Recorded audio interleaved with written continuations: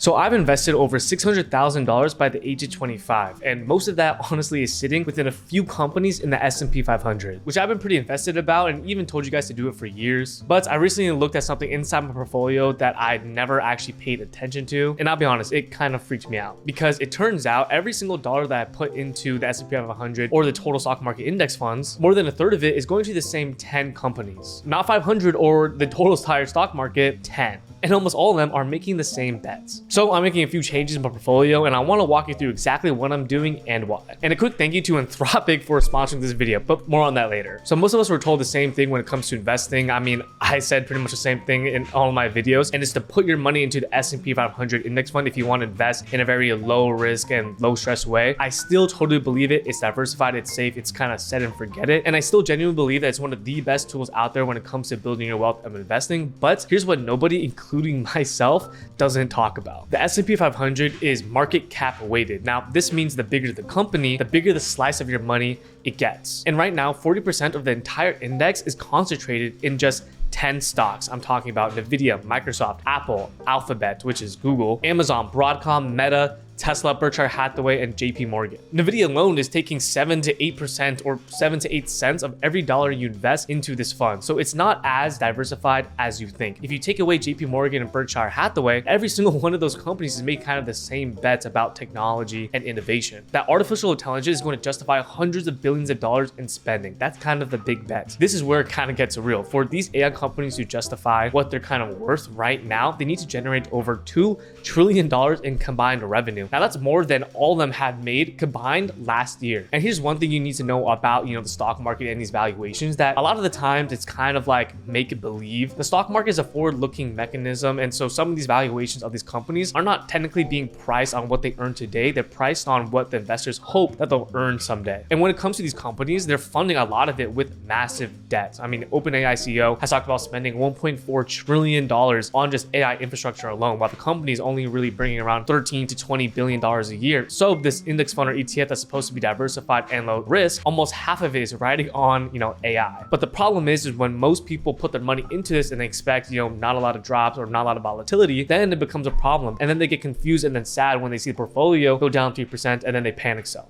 That's the real problem that we want to kind of avoid, but we also want to really diversify. So in light of this new discovery, here's the first move that I'm making. And honestly, I should have done this years ago. And the first move is betting on countries that aren't just in America. We all act like the US stock market has always been number one, and that's not true. And I honestly think that's from like propaganda that we learned from our school, where we thought that America is always number one. I love America. I love my country that I was born in, but the US will never be always number one. It's just not possible. And just to give some historical context, in the 1900s, the UK was the biggest stock market in the world. And if you were investing back then and putting your money, anywhere else, that kind of seemed, insane. And even if we go into the late 1980s, everyone thought Japan was the future and they were pouring money into there. The US is struggling with inflation, slow growth, and nobody really was betting in America like that. And at both times, leadership shifted and the country on top didn't stay on top forever. And so when you only invest into the S&P 500, you completely miss companies like TSMC, Samsung, Toyota, Tencent, other companies that are outside the US that still drive massive business growth and innovation. And I'm sure you know these companies, and the only reason why you're not investing into them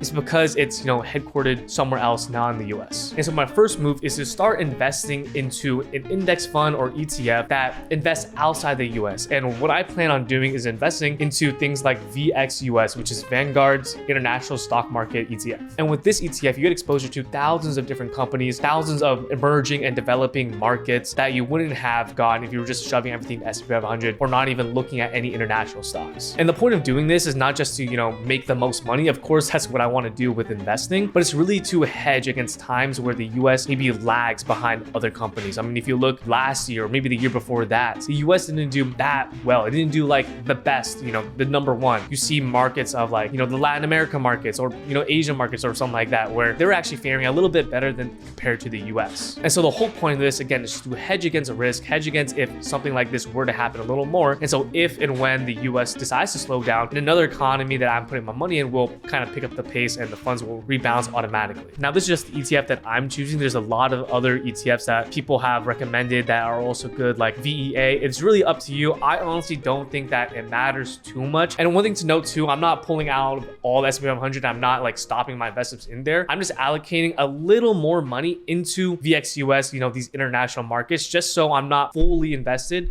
into the US stock market. Now, this is where I actually think one of the biggest opportunities is, and almost nobody my age is doing it. I still have to do a lot of research on it, but this is something that I'm thinking about doing in the near future with my investments. And so here's how I think about the market kind of right now. And I split it into 4 distinct zones. Right now, there's big tech, NVIDIA, Tesla, Meta. Everyone's kind of already here. It's those big blue chip companies. This is where S&P 500 money kind of goes by default, and it's the crowded zone. And then there's kind of the more defensive zone, the McDonald's, Walmart, Coca-Cola, Home Depot, the stable, more predictable kind of recession-proof stocks, the Buffett picks. Then there's these moonshot companies with maybe they have massive hype, but no real revenue, but it kind of goes crazy one day and then crashes back down. It's kind of like the meme stocks, closer to gambling, and it's the speculative zone. Then the real play that I see is the overlooked zone, and it's the small to mid caps. Everyone is focused on who builds the best AI, but here's what most people are missing. These AI models are getting closer and closer in quality, and so a lot of these apps now let you pick between, all these different models from ChatGPT, Gemini, Claude, or whatever. And so the gap is shrinking. And so when tech becomes this interchangeable, the value doesn't necessarily stay with whoever spent the most building it. It flows to the companies that actually use it the best. And so where I'm looking at and trying to do a lot more research in is the small and mid-cap companies that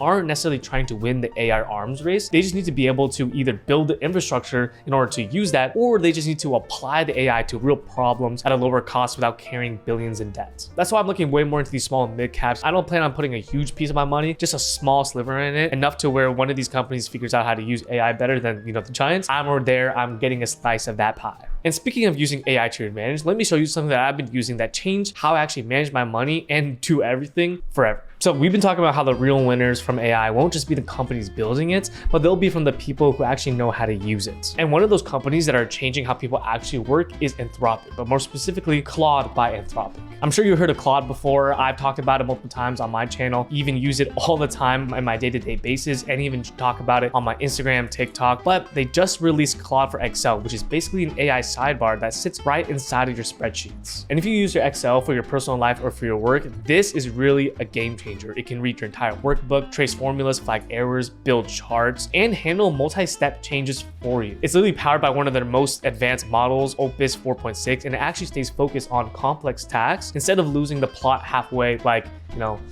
other AI companies. And one of the ways I've been using Claude Excel is to analyze my own portfolio. Let me show you. So first you want to install from the link in the description. It'll take like 30 seconds. Then you want to open the sidebar with a keyboard shortcut. And now you can either type or literally just talk to it like a person. You can say, open this spreadsheet with portfolio data, or type something like, what percentage of my portfolio is concentrated in tech? How exposed am I to the top, 10 S&P 500 stocks? Claude reads the entire workbook, traces the numbers, and gives you a real breakdown right there in the spreadsheet. And the best part is you can even create pie charts, or any sort of visual to help you illustrate whatever you're seeing, because me personally, I'm a visuals type of guy. I cannot look at these numbers long enough, it'll drive me crazy. And if you see here, you can even ask Claude to create a portfolio concentration chart showing which of your holdings overlap with the S&P 500 and where you're most exposed. Right here you can see it right in the formulas, 49 Excels, building the visuals inside of Excel. This isn't a screenshot, this is actually working formulas that you can audit yourself. We can even look at the formulas if anything looks out, like if tech weighting seems off, or you can recheck the sector classifications. And we can even ask, what happens to my portfolio if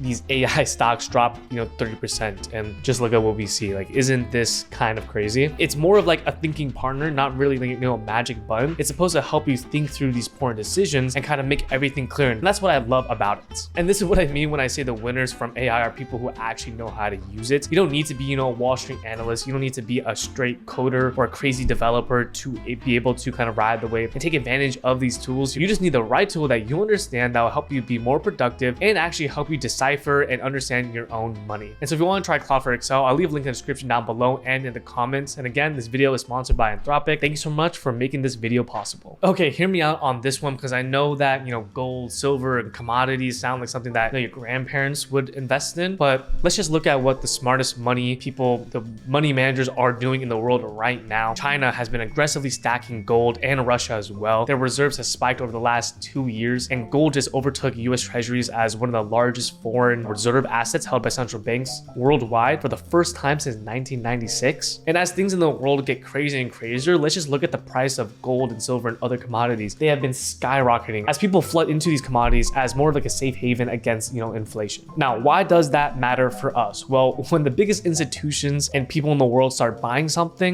that price naturally goes up, supply and demand. You can't print more gold. And as of now, Bank of America now recommends that banks hold at least 30% of their reserves in gold, up from 20%. That 10% is creating a massive demand shift. And there are even some analysts today that think gold can double in 5 years. Now, I don't think that's too unreasonable. Now, as of right now, I have a little bit of silver, physical silver. I don't necessarily own physical gold or any gold in general, but this is where I'm thinking of allocating, a small percentage of my money into in the next, 5 to 10 years. Again, I'm not going all in. I still believe in these index funds and ETFs and even Bitcoin, but I want to put a little bit of my portfolio into these commodities. But I'll probably just start dollar cost averaging into gold ETFs like GLD or, iShares ETFs for physical gold. But that's just me. Please do your own due diligence. Again, YouTube is not financial advice. Please don't take this down. Now, the next thing may sound a little boring, and it's actually stacking cash. I know a lot of people say you're supposed to be either fully invested or using all that money, but it might be one of the smartest things on this list. Now, let me just give you a few statistics or maybe just some anecdotes of smart people than me who are hoarding cash. Warren Buffett is sitting on over $300 billion in cash, right now. That's the highest he's ever been. Now, he's a big value investor and he only buys when the price makes sense. And right now, it seems like he doesn't see enough opportunities that's worth deploying the cash. Now, I'm not just investing based off what Warren Buffett is doing, but I understand where he's coming from. The stock market this year, even last year, has been incredibly volatile. I'm not saying that I'm just gonna be hoarding cash and not investing. I'm still gonna have that, but you don't always have to be investing to something. Cash is a position. It could be either helping you, stay off your feet if there's any emergencies. It could help you buy certain things when opportunities come, into fruition, like maybe real estate, maybe, gold, silver, these stocks. Having cash is okay. And one of the biggest mistakes that I see people my age especially is kind of going all in the stock market with no real safety nets. That's what I really want to avoid, is not having safety nets, either to invest when something goes down or for any emergencies. A lot of people, maybe they'll start investing. This is how I actually started. They'll see investing as, this way to build wealth, which it is, right? But they get way too excited and put every single dollar that they have that's not going towards maybe the credit card payments into the stock market, which I love the enthusiasm, but life happens. You never know if you break a thumb and now you have to spend $5,000 in the US, healthcare system, or your car breaks down or something happens and maybe you lose your job. Cash is a position. It's safety. It's that psychological kind of harness that makes sure that you're not going to freak out when things hit the fan, when they inevitably do. Now, as of right now, I am holding a little more cash right now, more than usual, but they are in a high yield savings account or some higher interest account that's still giving me around 3% in interest, which is still good. And the main reasons why is because I want to have cash available for any opportunities. Also, I do need to pay taxes. Right now it is April 10th. And so I have to save up a lot of money because California taxes, man, it is no joke. And so I want to give you, the full picture. Here's what my strategy is looking like right now. The majority of my portfolio is still into the S&P 500 or the total stock market index funds. And if AI keeps delivering, I'm still in. I'm still going to be investing into these companies, still investing into, these tech conglomerates because I do believe in them in the next 5, 10, 20 years. But I am adding, more global exposure to my portfolio just so I'm not, 100% dependent on just one country. And as you see in the past year, I don't want to be too, invested into just these tech stocks. I want to start investing into different things like small and mid caps, maybe more defensive stocks, maybe a little more retail, but also a small position in different commodities like gold and silver. And I am also holding a little more cash because I want to be ready if anything happens, but also I want to have a fail-safe fund. I do have a lot more expenses now. And again, I do need to pay my taxes. Now, I just want to preface, maybe I should have said this earlier, but nobody knows what the stock market is going to do next. This is just what I'm doing and what I'm comfortable doing, with my money. And if somebody tells you they know exactly what is going to go on, they're lying. The whole point isn't to predict and try to be perfect. It's just to be prepared for whatever outcomes, whatever life tends to throw our way. And I'll be honest with you guys, the people who build real wealth aren't just the ones who got lucky on one bet. It's the ones who stayed in the game long enough for the math to even work out. And so if you want to see my full portfolio breakdown, exactly how I invest step by step, I put it all in this video right here. And if you enjoyed, please like and subscribe. It means the world to me. Till next time.